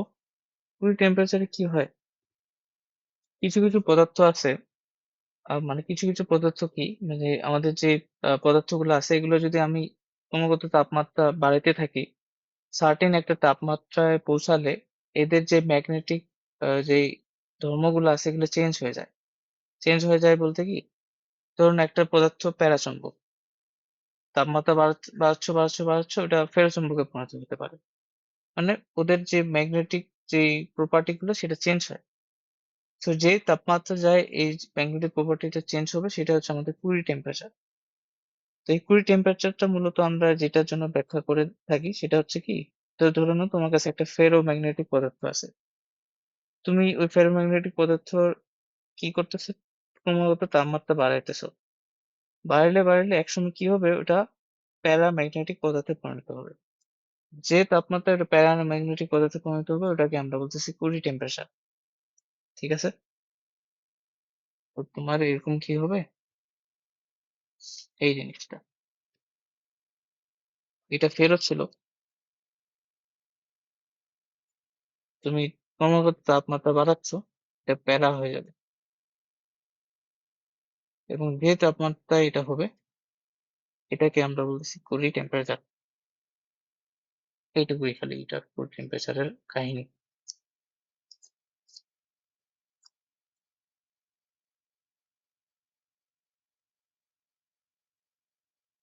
এবার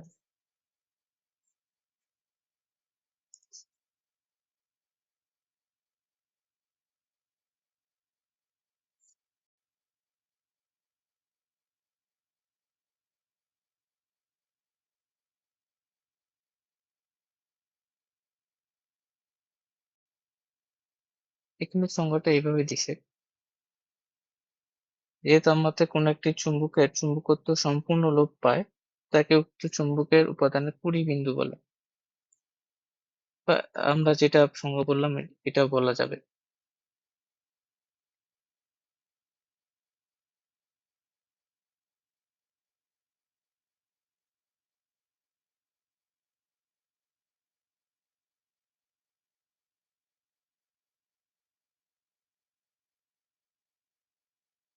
তো দাঁড়াও,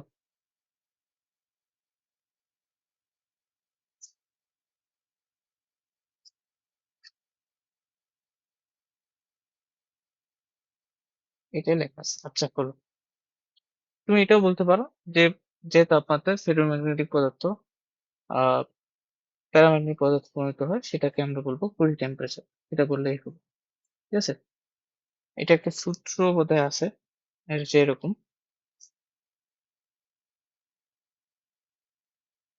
এর সাথে এটার একটা সম্পর্ক আছে আর কি।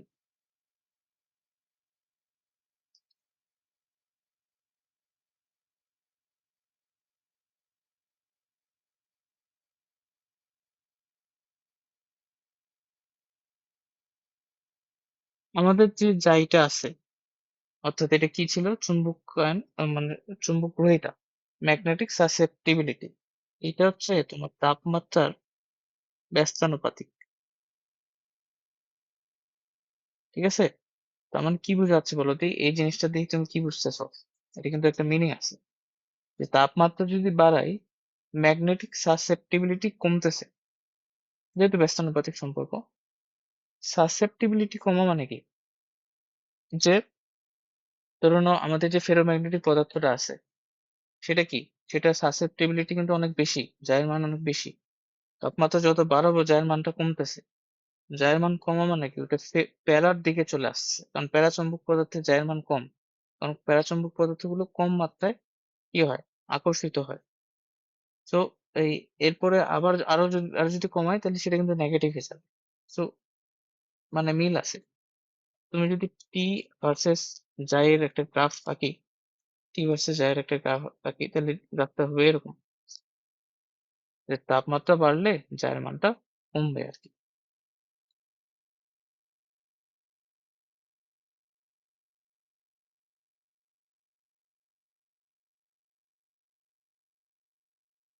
তো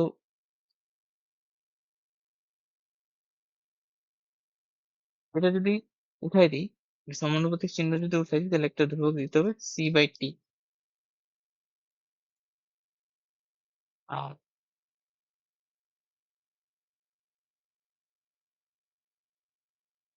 নিলে এই দুইটা সূত্র আবার খালি এমনি মনে রাখতে পারো যদি কোথাও কাজে লাগে। এটা হচ্ছে প্যারার ক্ষেত্রে আর এটা হচ্ছে ফেরোর ক্ষেত্রে।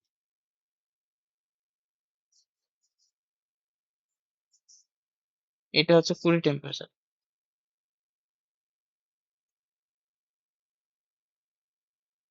আর এটা হচ্ছে এটা যে কোনো টেম্পারেচার হতে পারে।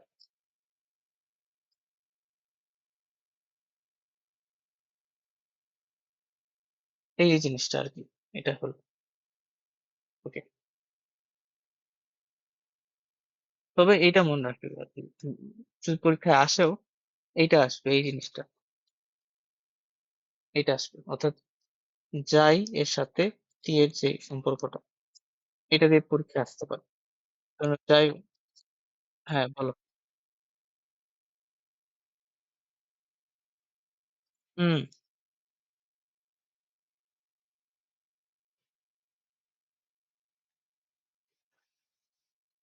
হ্যাঁ এটা নেগেটিভ হইতে পারে আমি টি মাইনাস টিসি তাই না মানে এই নিচেরটার কথা বলছে এটার কথা।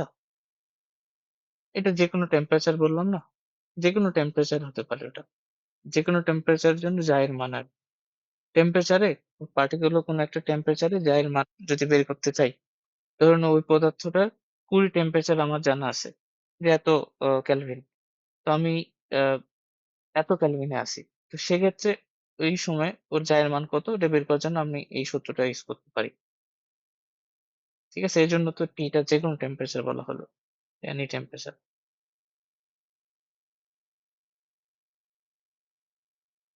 যাই হোক, এটা নিয়ে বেশি কিছু নাই হ্যাঁ এটা নিয়ে মাথা ঘামিও না। আহ, এই যে যেটা বলতেছি এটা এটা তুমি একটু খেয়াল রাখি এটা দিয়ে যদি অঙ্ক টঙ্ক আসে তাহলে এটা করি। ঠিক আছে এগুলো অপশনাল।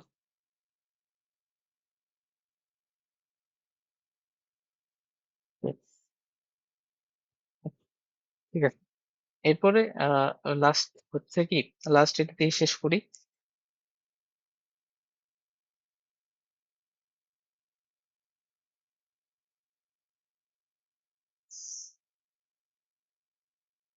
ধরো আমরা একটা গ্রাফ আঁকবো। কিসের গ্রাফ আঁকবো? আমরা গ্রাফ আঁকবো হচ্ছে আই আর এইচ এর।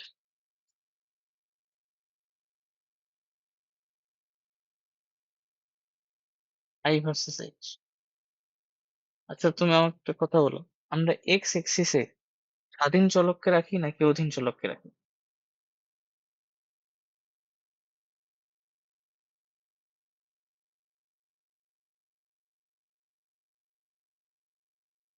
একটা গ্রাফে একটা গ্রাফে এক্স এক্সিসে আমরা কোন চলকটাকে রাখি? স্বাধীন চলককে নাকি অধীন চলক?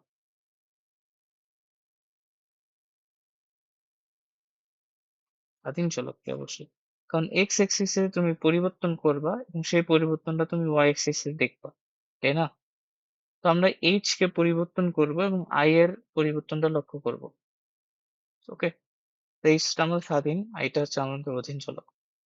তো এখন এইচ মানে কি, ম্যাগনেটিক, মানে এটা কোনটার রেসপেক্টে আমি তোমার সাথে আলোচনা করতেছি সেটা হচ্ছে কি, তোমার কাছে একটা কি আছে, ধরুন ফেরো ম্যাগনেটিক পদার্থের কথা চিন্তা করি। ফেরো ম্যাগনেটিক পদার্থ ধরুন লোহা আছে,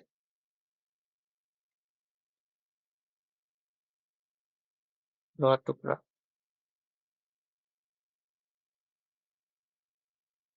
এখন এই লোহার টুকরার বাইরে থেকে তুমি কি দিবা? এইচ দিবা। এইচ দেওয়া মানে কি, ম্যাগনেটিক, এক্সটার্নাল ম্যাগনেটিক ফিল্ড দেবা। ঠিক আছে তো? ফিল্ড দিলে কি হবে, এর ভিতরে আই তৈরি হবে, ম্যাগনেটিক মোমেন্ট তৈরি হবে। ম্যাগনেটিক মোমেন্ট মানে হলো আই তৈরি হবে। এখন এই দুটো গ্রাফ আমি দেখতে চাচ্ছি। আমরা দেখলাম না আইটা হচ্ছে কিসের সমানুপাতিক? এইচ এর সমানুপাতিক। একটু আগে বলা হলো না, আই সমানুপাতিক এইচ, বলছি তো? তার মানে এইচ যত বেশি দিব আইও তত বেশি হবে। তার মানে এই গ্রাফটা কিরকম হওয়া উচিত? স্ট্রেট লাইন নাকি? দেখো, স্ট্রেট লাইন হওয়া উচিত। যত বেশি এইচ তত বেশি আই। বুঝো নাই? হুম। তাহলে এটা স্ট্রেট লাইন, একদমই straight line, perfectly straight line হবে না, এটা একটু এরকম হবে। এই গ্রাফটা আমি, ধরো তুমি কি করছো, আহ এখানে আসো, তুমি এইচ আস্তে আস্তে করে এইচ বাড়াবা, সাথে সাথে আইও বাড়বে। এই জিনিসটা হবে এরকম।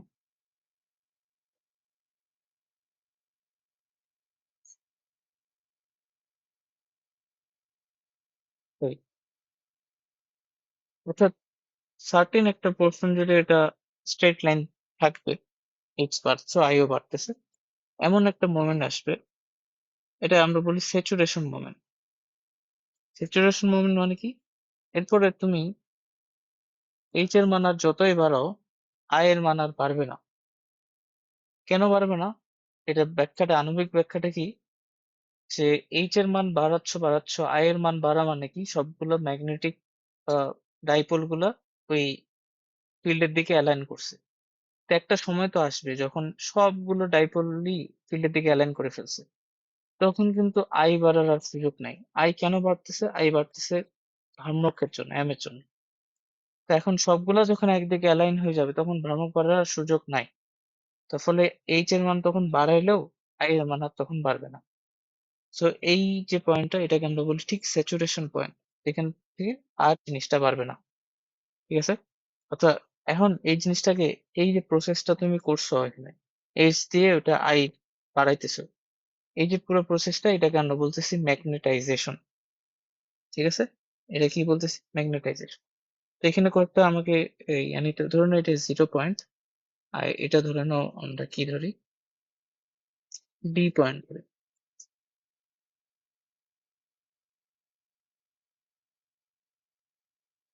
0 পয়েন্ট, এটা ডি। ডিটা হলো তোমার স্যাচুরেশন পয়েন্ট, যেখান থেকে আর তোমার এখানে ম্যাগনেটাইজ হবে না জিনিসটা।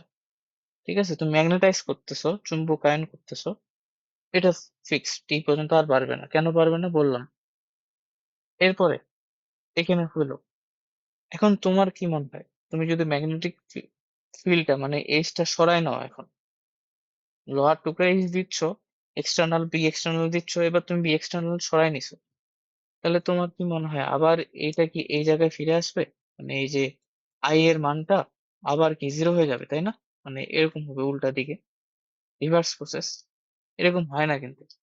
এটা হবে তুমি যদি এইচটা সরায় নাও না, তাহলে ও কি করবে, আই এর মানটা তখন কমে যাবে স্বাভাবিকভাবে। আই কেন তৈরি হচ্ছে, এইচ দিছো এই জন্য। কিন্তু যখনই তুমি এইচটা সরায় নিবা, তখন আই একদম শূন্য হবে না কিন্তু। মানে এটা ফেরোম্যাগনেটিক পদার্থের ক্ষেত্রে বলছে। তখন যেটা হবে, এটা এই গ্রাফটা হবে এরকম আর কি। অর্থাৎ আই এর একটা পার্মানেন্ট ভ্যালু থাকে যাবে। এইচ শূন্য অবস্থায়ও আই এর একটা ভ্যালু এখানে পাচ্ছ। ধরো না এটাকে ই দাও। বুঝাইতে পারছি ব্যাপারটা? অর্থাৎ আমি ইন্টেন্সিটি সরাই দেওয়ার পরও আই থাকে যাচ্ছে। একটা ওই মানে ওটা আই থাকা মানে কি, মানে পদার্থটা কি হয়েছে, এখনো মানে তোমার হচ্ছে আকর্ষণ বিকর্ষণ করতে পারবে। মানে ও একটা কি করছে, কি বলে, ওর যে ম্যাগনেটিক প্রপার্টিটা ধরে রাখছে এখন। ঠিক আছে, ম্যাগনেটিক প্রপার্টিটা এখন ধরে রাখছে। এখন তুমি চাচ্ছ আমি এইটাকে একদম শূন্য করব, আই এর কোনো ভ্যালু রাখবো না। হ্যাঁ বলো, কিছু বললা? হ্যাঁ এখন ধরে নাও হ্যাঁ আমি এখন, এখন এটা ওর ধর্ম, এটা ও ধরে রাখছে আইটা। এখন তুমি এইচ দেওয়াতে ও আই ধরে রাখতেছে, এটা এমন। ফেরোম্যাগনেটিক পদার্থগুলো আসলে এরকম। মানে ওদের উপর যখন তুমি ইন্টেন্সিটি দিবা না, ওরা একদম পার্মানেন্ট টাইপের হয়ে যাবে। আচ্ছা, এখন তুমি চাচ্ছ যে এটা একদম শূন্য করবো। এখন শূন্য করলে তো কিভাবে করা যায়? শূন্য করলে আহ, আমাদেরকে কি করতে হবে, এই এইচ এর মানটা উল্টা দিকে প্রয়োগ করতে হবে। উল্টা দিকে প্রয়োগ করতে হবে। এখন উল্টা দিকে কেন প্রয়োগ করতে হবে বলো দেখি? কারণ তুমি যখন এইচ প্রয়োগ করছিলা, তখন আই গুলো সব এইদিকে অ্যালাইন হয়ে আছে। এখন তুমি তো শূন্য করতে যাচ্ছ, তাহলে এদের বিপরীতে এদেরকে আবার উল্টা এদিকে উল্টা এদিকে নিয়ে আসতে হবে না? কারণ এদিকে নিয়ে আসতে গেলে তো এদিকে আমাকে এখন এইচ প্রয়োগ করতে হবে। তো এখন এটাকে আমরা বলবো ডিম্যাগনেটাইজেশন। মানে এই যে ম্যাগনেটাইজ হয়ে আছে, এটাকে আমি ডিম্যাগনেটাইজ করবো। ঠিক আছে, তো সেটা করার জন্য আমরা কি করতে পারি, উল্টা দিকে এইচ এর মান বাড়াইতে পারি। তাহলে কি হবে তখন? তখন হলো এটা আস্তে আস্তে কমে যাবে, আই এর মানটা কমবে।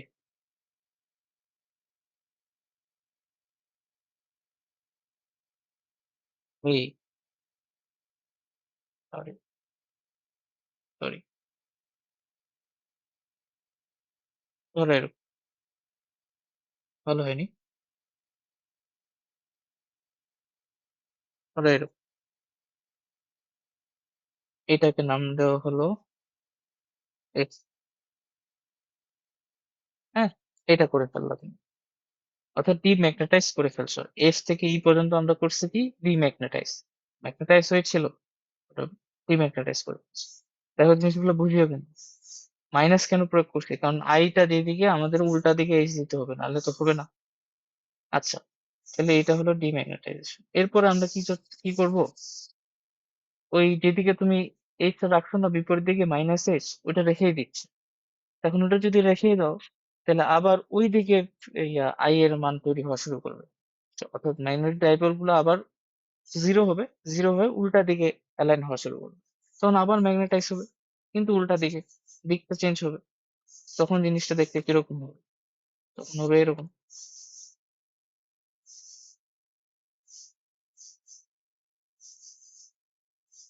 এই, ঠিক আছে, এরকম। এখন তুমি যদি এখান থেকে আবার এক্স সরাই দাও, আবার এক্স সরাই দাও, মানে মাইনাস এক্সটা সরাই দাও, আবার এখানে কি করবে, আই এর কিছু মান থেকে যাবে। তো তখন এটা হবে এবার এরকম, এই আই এর কিছু মান এখানে নেগেটিভ দিকে আগে গেল। তো ই, এটা এ নাম দাও, এটা বি নাম দিলাম। ঠিক আছে, এরপরে, এরপরে তুমি যদি আবার সেম কাজটা করো, আবার একে ডিম্যাগনেটাইজ করতে চাও, তাহলে আবার তোমাকে প্লাসের দিকে কি করতে হবে, ফিল্ড দিতে হবে। ডিম্যাগনেটাইজ করতে হলে আবার প্লাসের দিকে ফিল্ড দাও।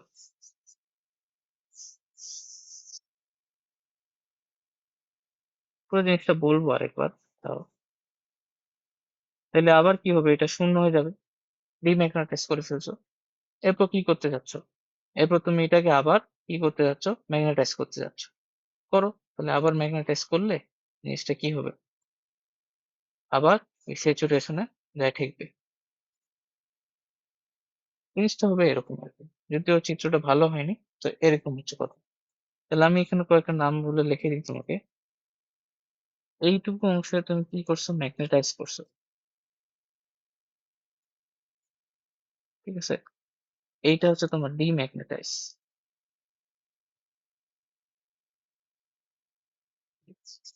এটা আবার তুমি ম্যাগনেটাইজ করছিলে। এইটুকু অংশ আবার ডিম্যাগনেটাইজ। আর এইটুকু অংশে তুমি H টা সরায় নিছো।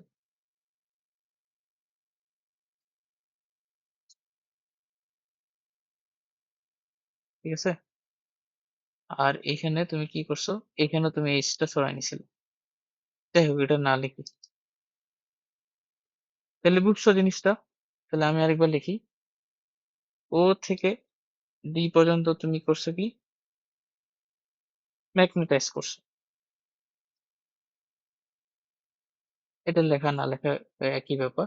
আ O থেকে ডিম্যাগনেটাইজ, তারপর হচ্ছে E থেকে মানে তুমি কি করলা? আমি লুপটা দেখাই দিই। ১ম এ তুমি ম্যাগনেটাইজ করছো O থেকে D পর্যন্ত। তারপর কি করলা তুমি? আ এই H সরায় নিলা, সরায় নিছি। ঠিক আছে? তারপর কি করছো? তারপর ডিম্যাগনেটাইজ করছো।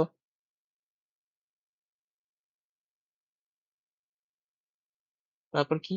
তারপর আবার কি? ম্যাগনেটাইজ করছো। কিন্তু বিপরীতে। না? তারপর আবার কি? H সরায় নিছো। নিছো। তারপর কি করছো? আবার ম্যাগনেটাইজ করছো। সরি, ডিম্যাগনেটাইজ করছো।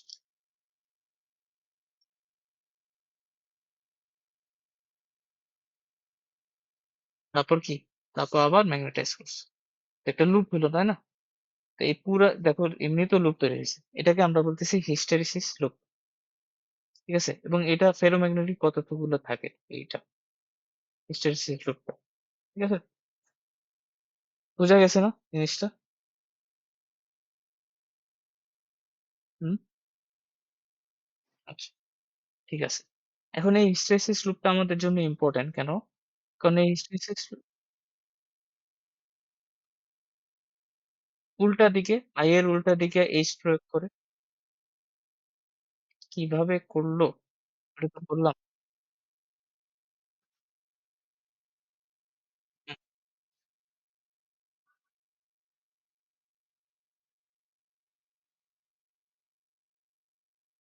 হ্যাঁ, মানে আমি ১ম এ I এর এই ভ্যালুটা একটা A O থেকে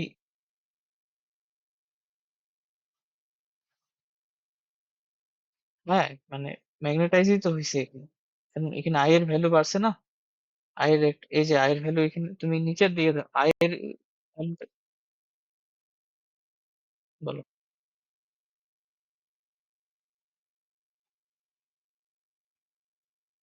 EF এর সাপেক্ষে করলাম না, মানে ১ম এ হচ্ছে কি আমি আরেকবার বলি। E তে আছি না? E তে আছি। আমি H সরায় নেওয়ার পর E তে আছি।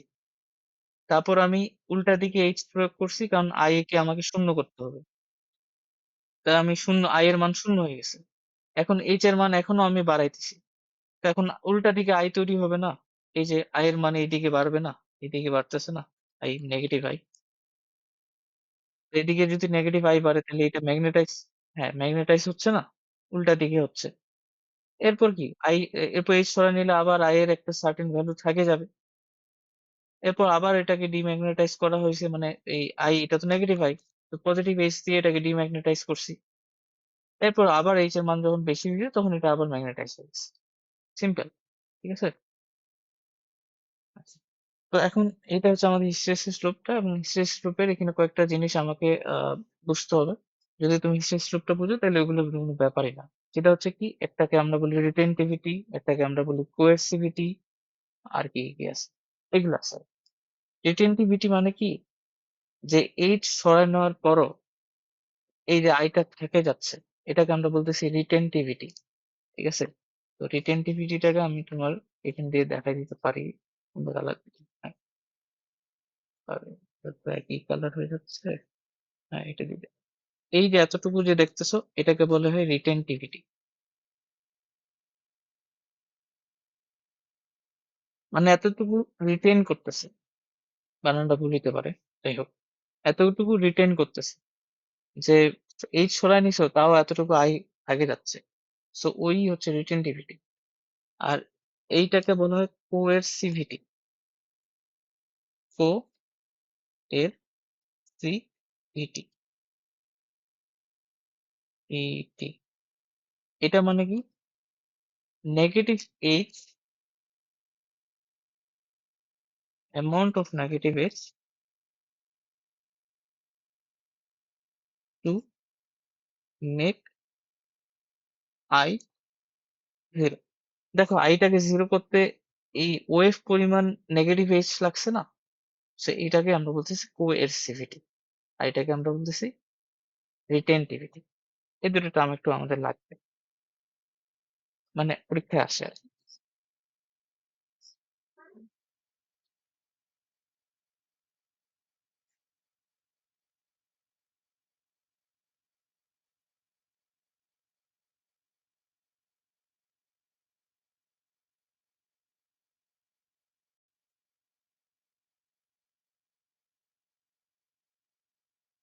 চুম্বককারী বল সরিয়ে নিলেও চুম্বক পদার্থের চুম্বকত্ব ধরে রাখার যে ক্ষমতা, তাকে বলা হয় চুম্বক ধারকত্ব। ঠিক আছে, মিল তো পাইছো?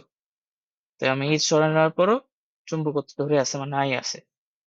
আর সহনশীলতা বা কোএরসিভিটি মানে কি, চুম্বক হ্রাসের কারণগুলো উপস্থিত থাকা সত্ত্বেও পদার্থের চুম্বকত্ব ধরে রাখার ক্ষমতাকে। আচ্ছা, কি বললে এটা? একটু আলাদা ভাবে বলছে। আচ্ছা, মানে এটাকে উল্টা ভাবে বলছে আর কি, যে যার এইচ এর মান, মানে মাইনাস এইচ এর মান যত বেশি হবে ও বেশি সহনশীল হবে, তাই না? যে একে, যার এইচ মানে ধরুন মাইনাস এইচ যার জন্য বেশি লাগবে, সে বেশি সহনশীল, মানে ওর আই এর মানটা শূন্য করতে বেশি কষ্ট করতে হচ্ছে। সেই রেসপেক্টে এই জিনিসটা একেবারে ব্যাখ্যা করছে আর কি। তো ম্যাথমেটিক্যালি আমি যেটা বললাম সেটাই। ঠিক আছে?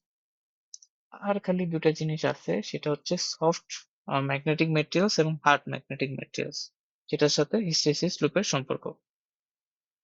আমি একটা চিত্র আঁকলে ওই জিনিসটা বুঝতে পারবো। একটা চিত্র আঁকি।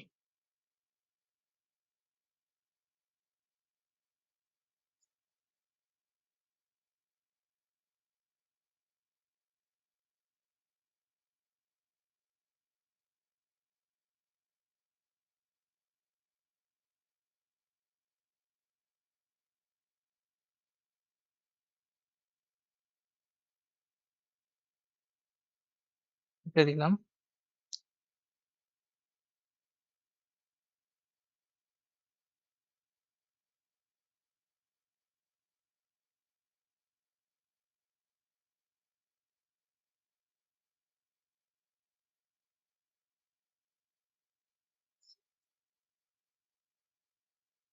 চিত্রটা খুব একটা ভালো হয়নি, যাই হোক। এই যে আহ, এটা যেটা দেখতেছো,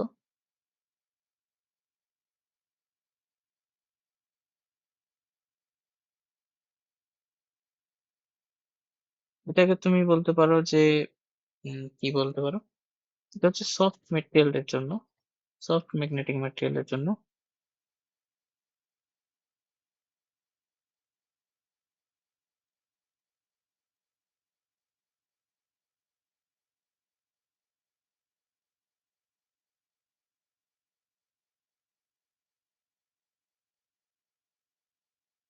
যে হার্ড।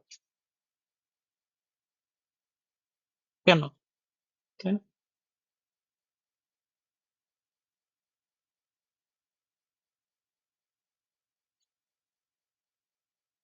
দেখো, তোমার কাছে ফেরোম্যাগনেটিক পদার্থ আছে, ফেরোম্যাগনেটিক পদার্থ আছে, এবং ওইটা তুমি হিস্টেরিসিস লুপটা জানো।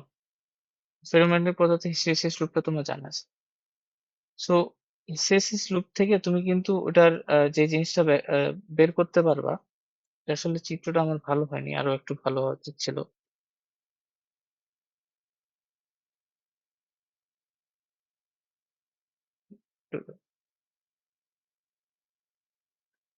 হুম, এইবার ঠিক আছে। দেখো, সফট ম্যাগনেটিক ম্যাটেরিয়াল এটা কেন নিছি? ধরে নাও তুমি এখান থেকে দেখো তো, এই যে সফট এর ক্ষেত্রে যেটা আছে ওর যে ম্যাগনেটিক মানে হিস্টেরেসিস লুপ থেকে তুমি কি সিদ্ধান্ত নিচ্ছ দেখো তো? ওর যে এই যে রিটেনটিভিটিটা এটা কিন্তু কম, তাই না? রিটেনটিভিটিটা দেখো তো কম না? কম। এই যে কম। আর হার্ড ম্যাগনেটিক ম্যাটেরিয়ালের তুমি ইয়াটা দেখো, হিস্টেরেসিস লুপটা দেখো, ওর রিটেনটিভিটি অনেক বেশি। ঠিক আছে? আবার দেখো সফটটার ওর কোয়েরসিভিটিটাও কম। আবার হার্ডটার কোয়েরসিভিটিটা বেশি। এখন তুমি চাচ্ছ কি তুমি একটা স্থায়ী চুম্বক বানাবা কোন একটা ম্যাটেরিয়াল দিয়ে, হ্যাঁ? এখন তুমি কোনটা ইউজ করবা বলো তো? যার হিস্টেরেসিস লুপটা বড় বা ক্ষেত্রফলটা যার বেশি সেটা ইউজ করবা, কারণ তার রিটেনটিভিটিটা বেশি এবং তার কোয়েরসিভিটিটা বেশি। আর সফট ম্যাগনেটিক ম্যাটেরিয়াল এর ক্ষেত্রে কি হবে, হিস্টেরেসিস লুপে দেখো রিটেনটিভিটিটা কম, কোয়েরসিভিটিটা কম। তাহলে এগুলা তুমি কিসের জন্য ইউজ করবা? অস্থায়ী চুম্বকের জন্য। তো যেখানে তোমাকে অস্থায়ী চুম্বক দরকার সেখানে তুমি মানে কম রিটেনটিভিটি এবং কম কোয়েরসিভিটির ম্যাটেরিয়ালটা ইউজ করবা। আর যেখানে তোমার স্থায়ী চুম্বকত্ব দরকার সেখানে তুমি হাই রিটেনটিভিটি এবং হাই কোয়েরসিভিটির ম্যাটেরিয়াল গুলো ব্যবহার করবে। ঠিক আছে? সো এই জিনিসটা ছিল। এটা একটু আরো ডিটেলস এ রিডিং বই থেকে পড়া লাগবে। আমি মেইন জিনিসটা তোমাকে বলে দিছি। তো এইখান থেকে ঠিক আছে? আজকে তাহলে এইখান থেকে। আর আরেকটা জিনিস বলে দিই, মানে রিডিং পড়ো। রিডিং পড়ে তুমি যদি কোথাও কিছু না বুঝতে পারো তাহলে আমাকে বলবা এর পরের দিন যে রিডিং পড়ে এটা বুঝতে পারিনি। রিডিং না পড়লে আসলে আমি বলতে পারবো না যে কোনটা বুঝতে পারছো পারো নাই। ঠিক আছে? এটাই আর কি। তো ঠিক আছে, আজকে তাহলে এখান থেকে। আর এটা ওদের আমাদের শেষ। এরপর আমরা নেক্সট চ্যাপ্টারটা চালু করবো এরপরে যেটা আছে।